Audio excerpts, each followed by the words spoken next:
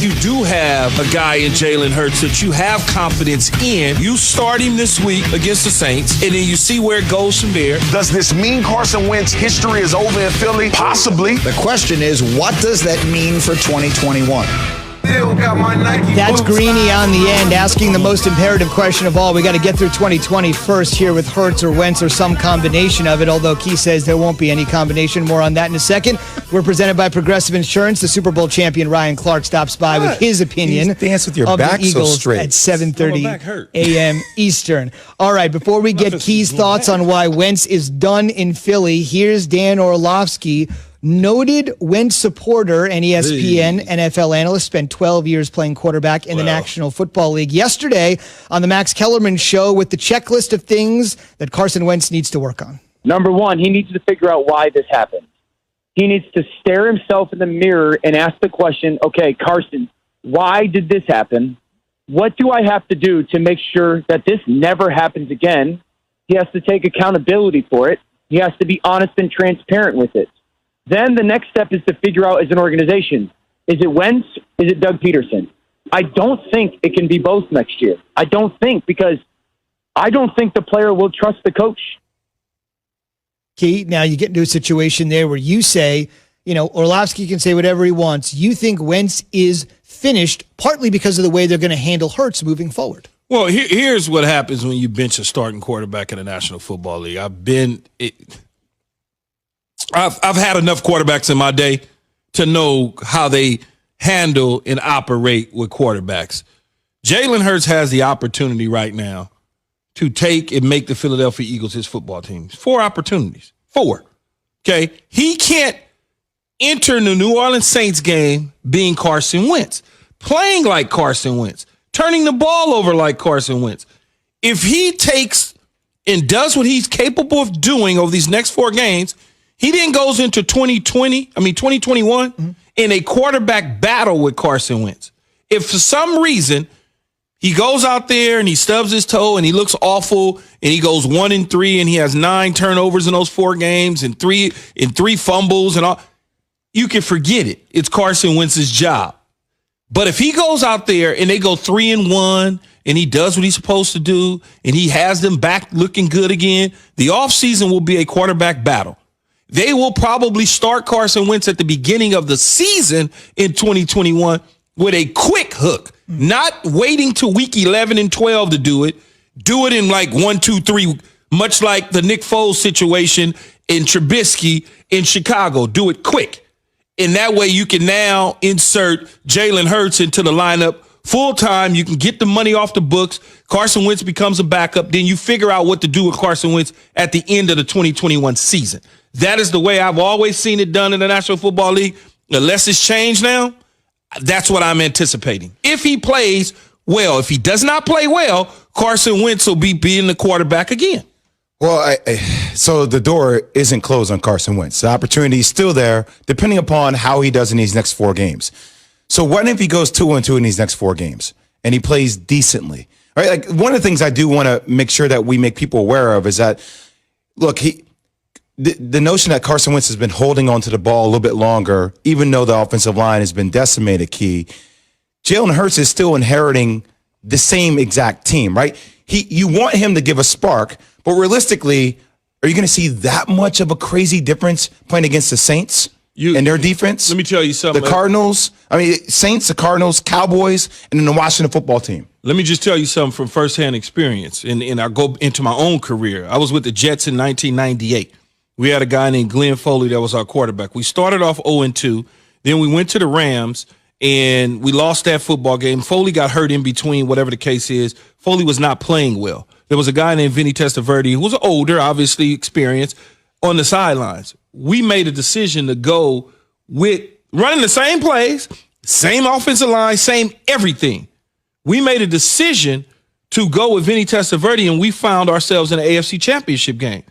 That's to say that sometimes the way quarterbacks are playing will help the offensive line and other guys. If you're holding on to the ball, a lot of the times it looks as though it's the offensive line's fault. Or if you're dropping back and you're not dropping back in line, you're drifting. And then all of a sudden you're drifting into the left defensive end or the right defensive end that necessarily isn't going to sack you if you pushed into the pocket and climbed into the pocket like a lot of quarterbacks experts out there say. Oh, look at the quarterback climbing in the pocket.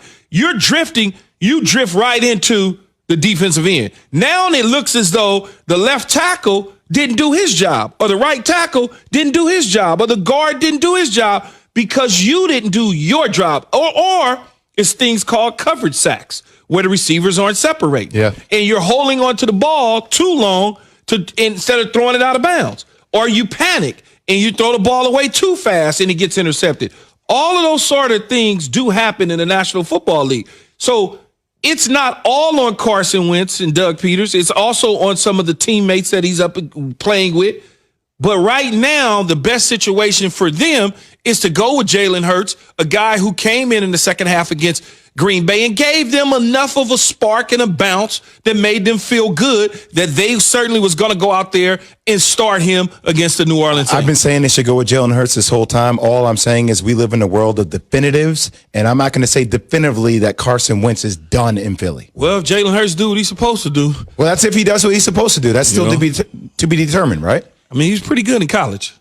We'll Really see. good in college. Yeah, we'll see. Yeah, I agree. ESPN Radio presented by Progressive Insurance. Protecting your small business is a big deal. Cover what you've worked so hard for. Visit progressivecommercial.com. There is no indecision, at least for 1 week, on Wentz and Hurts. Plenty of indecision on what we're going to do with the Ohio State Buckeyes. Breaking news, Michigan just announced their game against Ohio State this weekend will not be played. The fact that the Ohio State-Michigan game is gone is just shocking news.